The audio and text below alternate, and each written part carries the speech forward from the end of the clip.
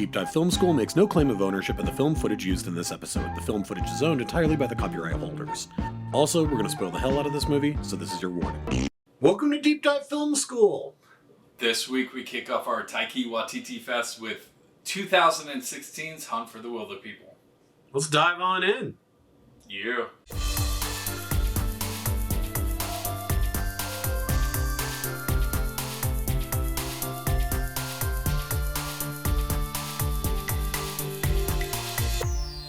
Alright everybody, I am Adam Sherlock. And I'm Adam Palcher. And if you like what you see / hear, please like and subscribe. You can find us in all the spaces and places that people find good media. If you like this, we're always trying to grow the channel. We do festivals, we do punishment reviews, we do 101s, we do hidden gems. This is the beginning of a new festival, Palcher. That's right. Very excited. We have some new segments gonna be coming up soon that we're very excited about. So yeah, subscribe and keep watching and listening. We appreciate all of you guys. I'm very excited to get into Taika Waititi. I am as well. You know what? I'm just gonna start this thing off with a big opinion, and maybe this isn't the right opinion, but I think he truly has a original brand of humor, right? Yeah, I completely agree. That it's kind of hard to come by, right? And he does it by mostly staying PG-13. Yeah, he's rarely blue, but to me personally, it's an evolution in comedy. You know, I think we're kids of the '90s, right? I guess, or the 80s, depending on how, what... I say 90s because that's when pop culture was actually relevant in my life, right? But, you had the Adam Sandler, Chris Farley era, right? You had Will Ferrell and his crew, and Judd Apatow's crew in the early 2000s. And some of those people mixed together and that kind of stuff. To me, this is... Waititi's turn, right? Well, he has comedy, but he does it with heart. I'm glad that you're bringing this up because it's been on my mind even before we decided to do this festival. Just watching his movies, I had this sense of when you think about Judd Apatow's sense of humor and sort of you think about 40-Year-Old Virgin or some of these movies great movie, hilarious, but different. But you're also getting to this point where you go, how much further down the raunchy rabbit hole can we actually go? Sure. And I think someone like Wes Anderson is a good counter to some of this. Obviously, he has his own brand of humor too that is a little maybe a little more in line with Waititi's here, as far as the quirky and whimsical side of what he does. But then what's also interesting is that even with all that taken in, and I love Wes Anderson, this isn't a slight on him, but Wes Anderson really likes a lot of more kind of weird, whimsical, kind of postmodernist kind of humor in there where he can have, a character who's an 18th century duke, but then he gets Owen Wilson to play it, and Owen Wilson's just being Owen Wilson, and that's sort of the joke. And Waititi, it's I think of, and we're going to be reviewing this in this festival, but I think of his character in What We Do in the Shadows, this German character who one of the big jokes on his interview portion is that his father owned the most horses in town. And then he says that, which already is a stupid, weird thing to say. And then the joke is he goes, he had 7. And you're just why is that as funny as it is? But it's part of it's because it's so light. And it almost harkens back to an early Mel Brooks level of humor where it's the thing that makes, or an early Woody Allen, where you're just it's just funny because it's silly. He has a silly sense of humor. He's a very silly person. I totally agree. And just even his cameo in this movie, Hunt for the Wilderpeople, is a complete perfect example of that.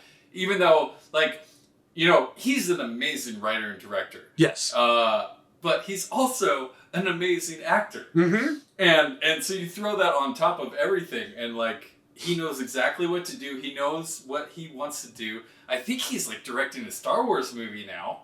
Like, really? Isn't he in that world? I think at this point, probably. I mean, he's in the Marvel world. I'm sure he's in like, the Marvel. Yeah, and like, please let him make as many franchises as he can, because he does have that unique sense of humor. And this movie in particular is like, so I saw this movie at Sundance, and I knew I loved What We Do in the Shadows, but didn't really know who he was. Right. Right? And so this was 2016, so 5 years ago. And he hadn't really come up, and he seemed to move quick. Like he's doing Thor, and he's doing all this stuff. Yeah. And he's made movies for a long time. He did Eagle versus Shark in this movie called Boy that I don't think got a ton of recognition, but like, he's done a few things before this movie.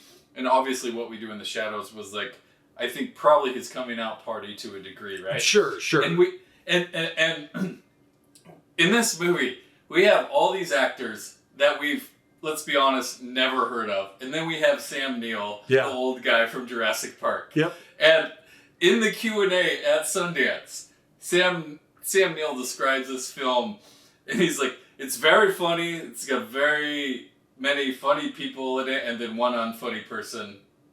And that's him. And that one would be in him.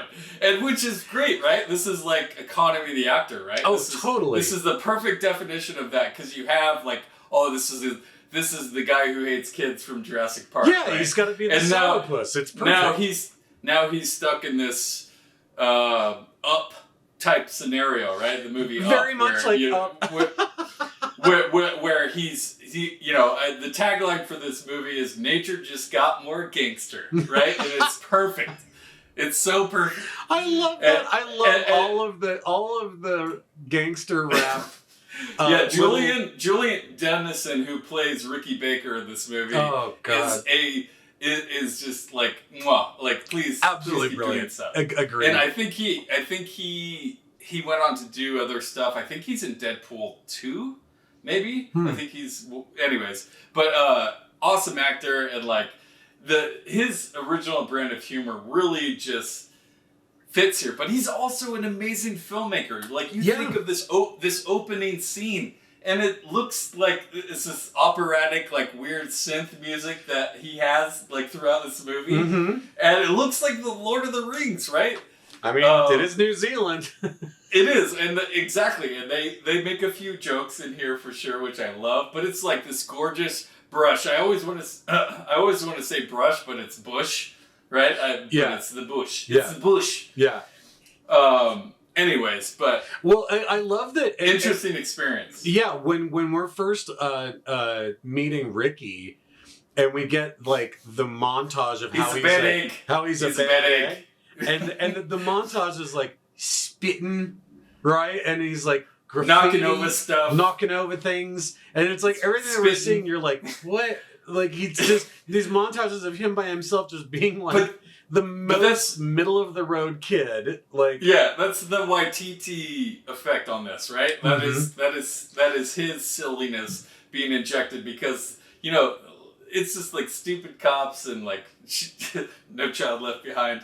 That whole thing through the whole movie. Oh god, like, I love the actress who is like the Child Protective Services woman. She's amazing. She's fantastic. Now I will say one of the things I found really interesting about this movie is Taika Waititi is Maori, and in much the same way as whether you're talking about Australia with the Aborigines, or if you're talking about Canada and the U.S. when it comes to the native people from those lands, Native Americans. There is a lot of tumult. Obviously, there's a lot. All of this boils down to stolen land, people being treated as second-class citizens, and the fact that he is Maori.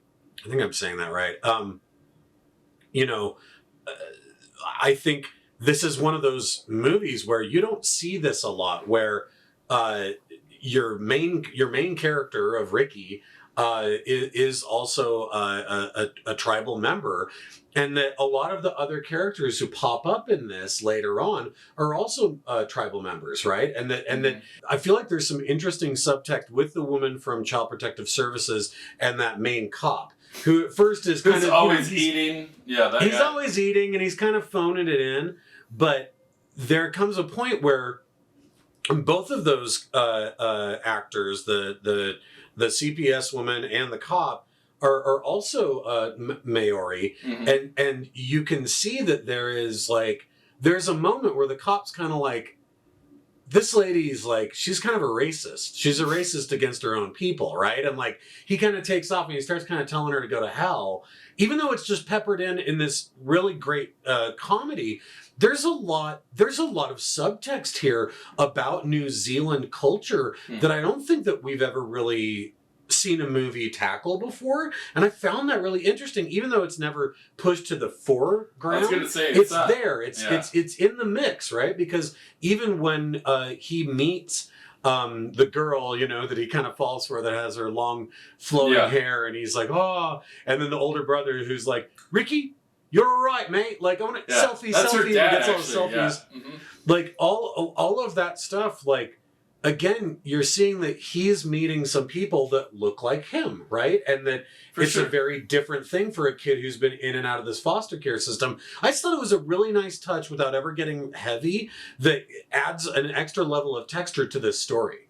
Oh, just wait for Jojo Rabbit if you like that. Because get ready. And also, he's great at German characters, so also get ready for that. Like, I know you talked about him in What We Do in the Shadows as a German character, but it's a fantastic accent. Just wait till he plays Hitler. I cannot wait. I cannot wait. I can't wait for you to see this movie. But I agree with you. That's probably something I wouldn't have, like, it's nothing so obvious that I would, like, unless you know about it, you probably wouldn't notice it. But that's that to me, like, normalizing that stuff is part of what makes his original brand of humor, right? Like, yeah, he's basically unveiling, like, look, this is part of the culture here, and who knows it better than someone who grew up as a member of that tribe, right? Like, that's going to be very personal. But to me, like, even having to think about that, like, takes away from us trying to normalize it. We have to point it out, right? To a degree. Right. Definitely. And so, as wonderful as Ricky Baker is as a character, and I love, he actually doesn't talk very much in the first, like, 5 minutes or so of this movie. Like, you're kind of figuring out who he is, and, he gets up and he walks around and looks around in the place, and we have to talk about Bella. She is like the perfect foster mom. She runs out, and she looks like a character out of, like, a Coen Brothers movie or a Wes Anderson movie. Totally, yeah. And she's got this cat sweater on, and she looks crazy, but she's, like, got the biggest heart you've ever seen. And, like, she's just, like, I don't know, she's just amazing. She's a huge badass. Like, she's slaughtering animals and, like, all of this stuff. Like, yeah, and she's so cool the whole time, right? It's someone you truly care about and instantly, like, connect with, and you're like, I don't care if you're crazy. You love this kid, and this kid needs love. And oh my god, when she says, "I'm sorry it took so long for us to find you," just broke my heart. And that's one of the things I thought was really interesting about this movie. That's all he needs. The movie manages to dance between a couple of different lines.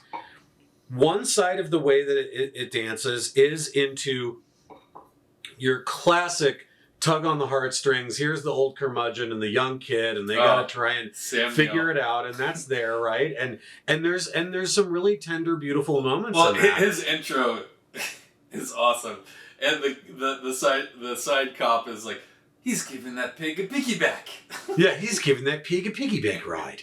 Yeah, like, all of that stuff is just brilliant. But and so that tenderness is there. There's a certain, like, kind of coming of age element to the story. Oh, completely. But she also embraces, like, his, she'll let him run away, right? Like, yeah, you run away. Just come back for breakfast. No, you made it pretty far. You almost made it to the other side of the hill, like, and he ruins his jacket and all that. Yeah, like, let's not dance around. He's a heavy kid, right? Like, he's a big boy. He's a big boy. So he's not made for nature, which makes this movie that much better, right? Like that's Oh, yeah. like it's just one of those things. But the writing, the conversations, even like again, this is his silliness, his haiku about maggots, Yeah. and just All like of the generally haiku stuff funny. is great, and I think that like there's also this tenderness because of course Auntie dies, Yeah. and right when things look like that they're going good, she just got him a dog, Tupac, and and then Tupac he's gonna run away again or whatever, and him and Tupac are playing around, and then comes back and sure. And when he talks about Tupac, he kind of they're in the brush or the bush. I'm sorry, damn it, I can't get that right. The bush. I can't get that right. But he's like, oh, she's like, oh, who's Tupac? Like she has no idea about pop culture, right? And he's like, oh, he's kind of fake tough, right? And he's like, oh, it's just like a rapper and his friends from back home, like, he's pretty much my best friend. Yeah, he's pretty much my best friend. The guy who's been dead since before you were born. Yeah, and you're like, oh, buddy, like all he's of fake that. tough. It's tender while at the same time being really funny, and I think that's, I think another movie that had a very similar comedic style in that way was something like Napoleon Dynamite, where it's like it could be goofy, but it's an innocent goofiness that has like a weird underlying heartbreak to it, or just like heartache. That's interesting. Kind of a feel to it. Jared Hess is actually a pretty good comparison to Taika Waititi.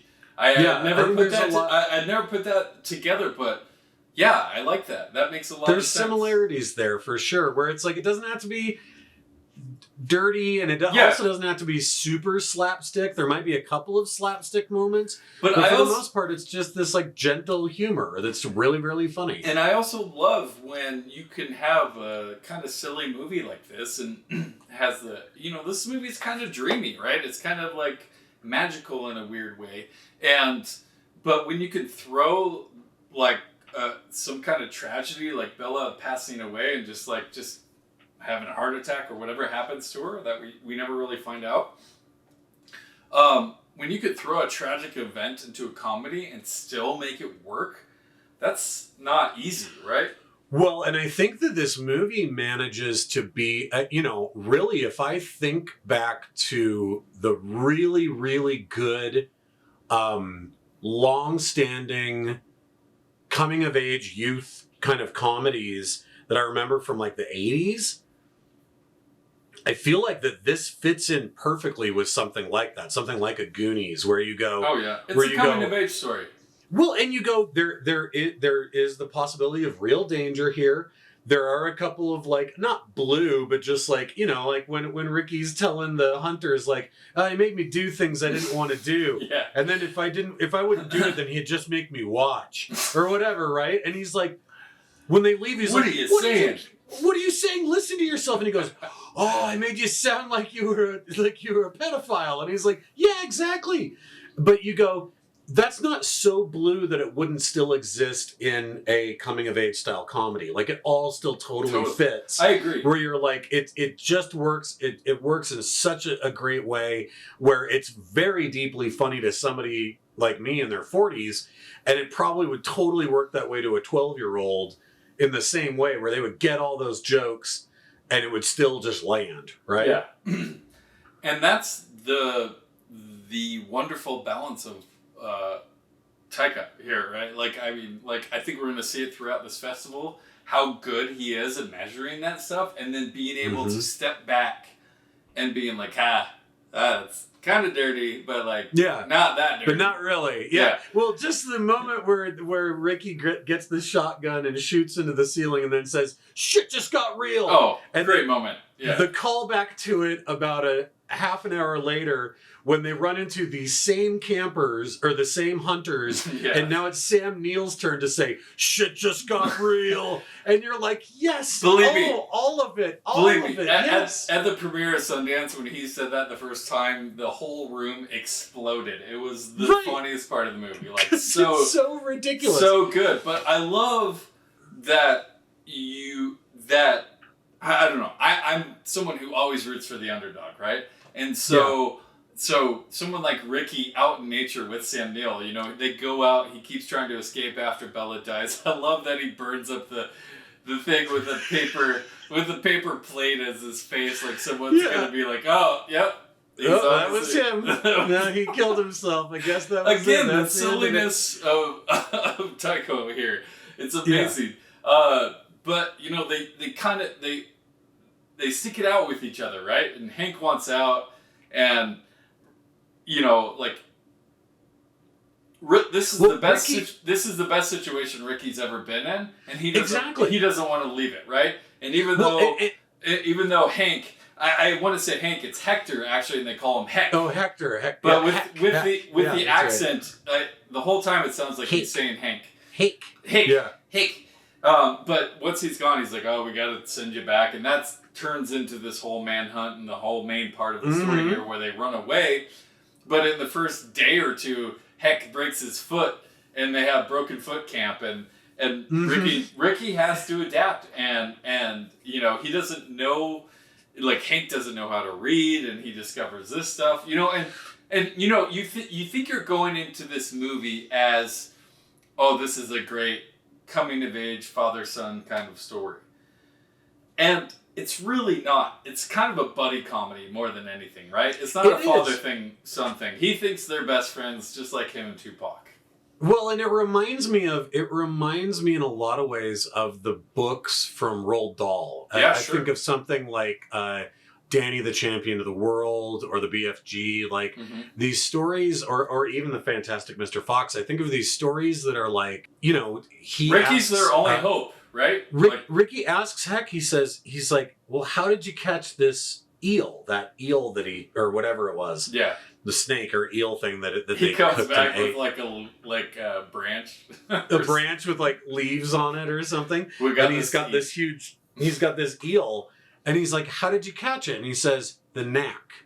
Yeah. And the knack, you know, when we get these great sort of chapter headers for like you said, broken foot camp, right? There's like, but that later, like the knack comes back as almost this magic, almost talismanic incantation, right? And that Ricky wants to learn. Like he is so hungry to learn from Heck. What is the knack? How do I find fresh water, right? Like all these different things. At the same time, to me, he's just trying to explain away his stupidity, right? The way he explains having the knack it's a way of figuring things out without having to think too hard or talk. Totally. But at the same time, it's also because he's a bushman, right? It's also because like he is an ex-con. He doesn't know how to read or write. Isn't good with people. Well, and God, that moment when, you know, Ricky's stolen her ashes and he's going to, the whole plan was to take them up to where the water meets the sky, right? Yeah. And when he says, he's like, man, she doesn't know where she came from. It's like majestical. It's majestical. That sounds better than majestic, right? That whole conversation and this idea where when he says to Ricky, and again, like this is where Waititi is able to just, I mean, the guy's gear shift on the direction and the tone of this movie is bonkers, because 1 second it can be like funny, zany, madcap chase scene, and you have these montages of them like running from the cops, and we're doing these great split screen things, and all of that. These montages are amazing. On the and then run, the next police moment, chase, all that. They're watching that sunset, and he says, "Well, she just liked you, mate." He's like, "She picked you out because you were a mongrel just like I am. Like we don't have homes. Like that's why she chose us. Like she chose us because both of us are just runaways. We're just mongrels, right? We don't have people." And there is like something so touching about that. There's something so, and I actually was listening it makes Bella so important in this movie. Sam Neill, I listened to Sam Neill's interview on WTF. I want to say it was maybe last year or a little, maybe a year before. And he was asking about Hunt for the Wilderpeople. And Sam Neill gave a little bit of context, and he talked about the Maori tribe and their people. And he said, he's like, to people here in New Zealand, he's like, it's actually a deeply important movie. He's like, it has this I can see that. He's like, it has this healing quality because it really is without, and he said, again, kind of as I said earlier, without ever addressing it, it really is talking about like, hey, here's these I play this bushman who is totally uneducated, an ex-con, living back up in the mountains, does not want to go back to jail, trying to stay off the radar. And then here's this kid who is a tribal kid who has grown up in the foster care system. He's like, we represented these two demographics that never get talked about in New Zealand culture. Like in the New Zealand cinematic culture, it's all hobbits, right? It's hobbits all the way down. Sure. And here is this movie about these really unsung populations that represent a lot of people in this country. And he's like, so it is this deeply healing movie to a lot of people out there. And he's like, so it's one of the most important movies I've made in my career. Which I thought was so cool to hear him talk about that, Like, it was just... That's amazing. Really moving. Because half the fun of this movie is that they are surviving, right? Like, yeah.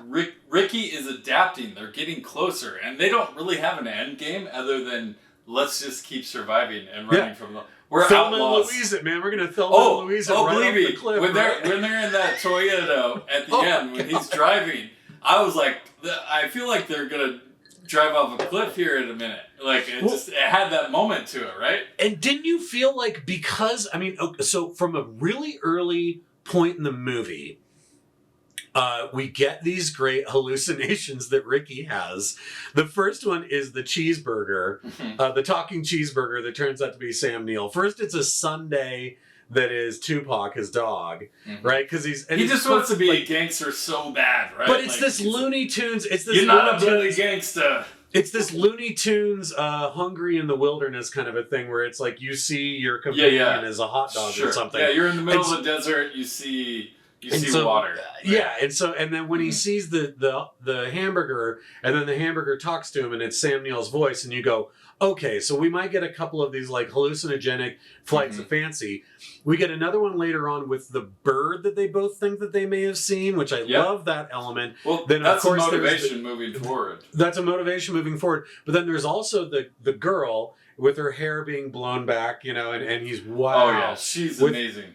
She's great. But I wanted to say, it made me think there is a heightened stylized element to this, like, the full military SWAT team of New Zealand that's chasing the two of them, and you go, that's probably also Ricky's fantasy version of who's after them, right? Is that odds are probably, yes, a runaway kid, that's going to be a big deal. I hope it is. That's going to be a big deal, but it's probably not going to be like armored tanks and a full, it's not going to be to that Mad Max level, but in Ricky's mind it is, right? And so it fits perfectly for it to be so ridiculous and over the top. Well, you think of the first time that Bella, she finds the hog in the wild, right, and kills it in front of him. She's like, oh, that's big. And they go and chase it down, and he sees the full reality of the bush, right? Yeah. And sees like, hey, like, oh, shit, there's blood everywhere, and like he's having and it was nightmares. The size of a car, and she killed it. And the one that they find later is the size of a car too. And right? He thinks he's huge. So gangster, right? He thinks he's like this badass, and his dog's named Tupac and all this stuff. And then you have Zag, also his other Sam Neill's dog, Zag, who ends up fighting a wildebeest, and Ricky has to take him down. But oh man, Zag has to go. That is such a, and that's another one of these. That's another like super heart-wrenching, beautiful little moment.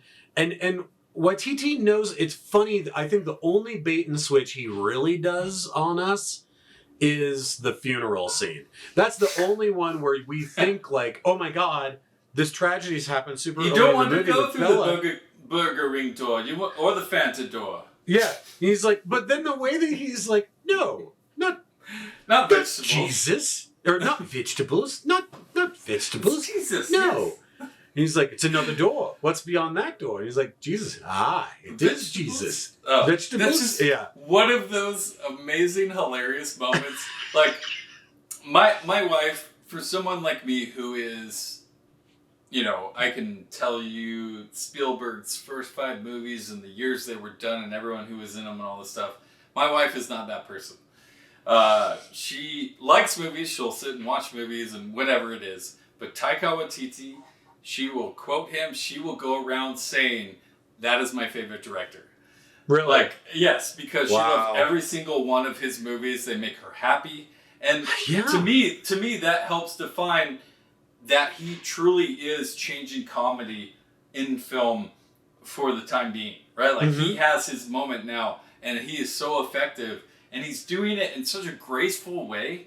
Yeah. I can't wait to see what he does in 20 years. It's something, you're totally right, man. It's something very, very new because, and it's why, like, one of the throwbacks I go to is like I go back to old Mel Brooks. I go back to something like Young Frankenstein, where you just go, it's funny, it's wordplay, it's silliness. It's silliness done really serious a lot of the time. And you go, yeah, I mean, if you think of like, what are the two biggest stalwarts of comedy from the last 15 years? And you go, there's not a lot. There's really not. the two big ones, I think. One is like pretty raunchy kind of Judd Apatow stoner humor. And he still had some heart to his stuff. Oh, right? definitely. Definitely. I think the heart is there, but you go, there's a raunchiness to it and like kind of a wackiness. And then the other Which one I appreciate. And the other one is big cringe humor. So you think of something like The Office, right? Like the American Office. Same vein, though, I think. Same vein, but it's like, yeah, you go The Office. You know what? Actually, the other thing that that Taika Waititi's humor reminds me of is something a little bit. Parks and Rec did a little bit of cringe humor, but a lot of Parks and Rec humor is also really sweet and kind. Yeah, and dude, I'm ready for kind humor. I'm ready to not punch down at anybody. I'm ready for, and I'm also done with cringe humor, like the just fun, silly humor.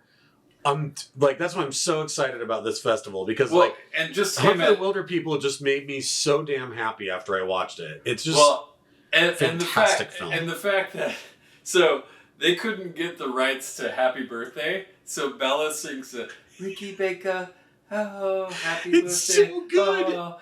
And like, that is a song that gets sung in our house like constantly, and we joke around and it gets stuck in everyone's head. Oh, and the fact that they just didn't get the rights to the Happy Birthday song, and so they had to make up their own. And it's just like, once rejected, now accepted. Now accepted. Well, and just the cutaways to Sam Neill doing the most like, oh God face. So good. Just makes it so good. So their relationship is obviously a huge, huge part of this movie. But I love that it is not a father-son thing. And by the it isn't. Like you said, you said buddy comedy. It is. And I think that's perfect. It's a great buddy comedy. And, Ricky has this haiku about Hank at the end after they go through all of everything, and he shoots him, and he obviously immediately regrets shooting him. He's like, I'm sorry, Uncle. And, he's just like, he's so... Don't call me Uncle! Yeah, he's so pissed, but at the same time, it's like, it's ready to be over, right? Like, it's time to turn over whatever we do. And he had fun being a gangster and an outlaw and all this stuff, and it was, and it's a great thing, but like, at the same time, it's like a best friend thing. It's not a father-son thing. And Hank doesn't know how to be a dad. And honestly, they both just kind of need each other. They're these two misfits. They're both these outcasts that really just need each other. And, I usually, like, when I knew, like, okay, he shoots him at the end, there's the big standoff, and then it ends. And I knew there was going to be an epilogue because, of course, there has to be one. Sure. But I was like, how are they going to pull this off? Like, how is Waititi going to pull this off in a way that's as smart as everything that's come before it? Because it has to be at least a little cliche. It has to be a little bit cliche. Sure. Because there's a big cliche at the heart of this movie, which is old curmudgeon, young kid. Like you said, it is a New Zealand up that takes place in the bush. And the way they pulled it off with that whole scene outside the halfway house is just pitch perfect. It didn't feel tacked on. It didn't feel forced. It just felt exactly as sweet and also just as sour as you wanted it to be, because they still are who they are, right? This is a regular. Totally earned. It was totally earned. Totally. This is a regular in our house. We love this movie. This is a beautiful, wonderful movie. Last thing I'll say is Rhys Darby needs to be in every. I hope he's the New Zealand that guy forever, right? Like, his Psycho Sam, right? Oh my God, his whole thing. But you thought it was a bush, didn't you? Bushman. Like, what the hell? And he's just creating conspiracies. Like, have you ever heard of Psycho Sam? Like, he's just creating this. Like, those are probably the two most ridiculous characters in the entire movie. Yes, is Waititi's priest. Yes, and Psycho Sam. Those are the two craziest. And it's perfect. It's great that they just show up, and then when they're gone, he does the same thing in What We Do in the Shadows. Yeah, right? He totally. just shows up, is hilarious, and then leaves. Yeah. All I can think of is Murray present. Yeah. From Flight of the Conchords. Wow, that's such a good character. Can't wait to keep getting into. What are we getting into? What are we getting into next week? I think we're gonna go. We're doing Jojo Rabbit, What We Do in the Shadows, and Thor Ragnarok. Right. So should we get into a Marvel movie next week? Let's do Marvel next week. Let's do Holy Thor cow, and What We Do in the Shadows. This is good fest. Keep following. This is the first Marvel movie we will have ever reviewed, isn't it? Actually, yes. It is? Yeah. Wow. How about that? All right. Buckle up, kids. Bucking the trends of film review podcasts. Yeah, never doing a Marvel movie. Never doing Marvel. Until now. 2021. Until now. They finally did it. Yeah. All right. Well, thank you, everyone. Can't wait to get into this exciting, fun director and talk more about him. Thank you all for listening. Please like and subscribe if you like what you see / hear. And we will see you next week. Please follow along. Bye, you guys. See ya.